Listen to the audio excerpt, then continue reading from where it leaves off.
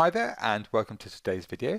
Today we're going to be jumping over from demographics and looking at page likes based on this criteria of bodybuilding that we set yesterday. Now page likes is quite an interesting one. What this does is it goes out and tells you what these people are most likely to be interested in. And remember, we specified this as New York and we're looking only in New York here. And these are the kind of things, the pages, the top categories that they're actually going to be interested in. So the New York Lottery, free New York City concerts, NBC New York. And what this does is it gives you further areas that you can potentially target people. You could potentially do an advert, for example, here saying, do you what if you had a bodybuilding product, and obviously you'd have to substantiate this information, but our new bodybuilding program is like winning the New York Lottery. If you're a man aged 25 to 34 who is in sales, then buy our stuff. I mean, it's a bit of a random example, but it would talk very specifically to those kind of people, and it gives you quite interesting insight into that. It also gives you some other areas where you can target within your marketing other than just people into bodybuilding.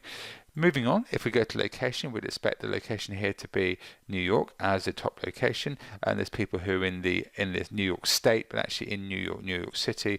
We'd expect that to be the main one. Countries, I'm expecting to be USA entirely, and top languages.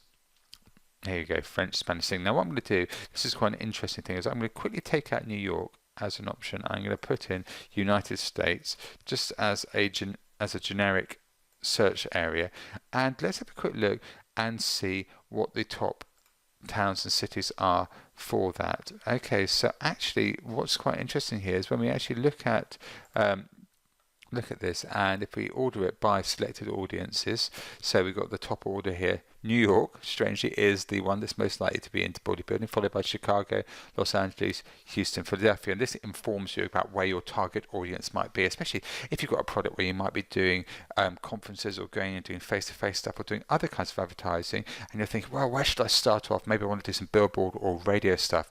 Well, Facebook tells you here that actually New York is going to be your best bet if you've got a bodybuilding product. So there you go. That's just a little bit of an overview of location. Activity is really so you can see here how they do specific actions on here. So are they likely to like your pages? Are they likely to like your posts? Are they likely to click on your ads? And that's quite a powerful one here. And actually they are very likely to click on your ads, so we like to see that. There's also the information here about whether they're mobile users, what kind of what they actually use to search on search Facebook, and this can help inform you with then your landing page outside of Facebook and making sure that's optimized in the right way. Finally, second to last is household.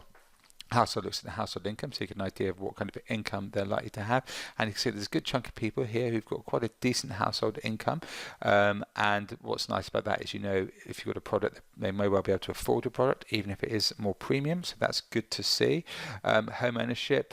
You've got some information about renters and owners, but and so it gives you a good lot of information, but actually more of them are renting than they're more likely to rent than they are to own compared to a standard Facebook user. You've got some other ideas here about marketing, household size, home value, but more interestingly, spending methods, how they like to spend. So any card, debit cards. So it's quite interesting to look at that and see that they're actually quite comfortable in using cards to make their things. And finally, we can look at purchase behavior and see what type of purchase behavior they're likely to spend their money on. So food and drink, they're health and conscious, so I understand that. Subscription service, so maybe you've got a subscription service, so it's quite useful to know that that's something they might be interested in.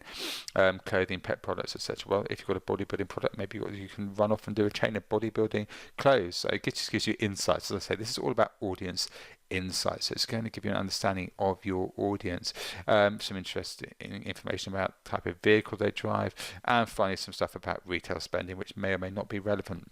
But hopefully you can see from this is that you can pick up a really great picture of your ideal customer and how you can speak to them on Facebook and outside, and use this as a way to actually get some insight into general marketing stuff. So for now, I'm going to leave you be, and I will see you on the next video where we will jump into a little bit more on Facebook. So I will see you then.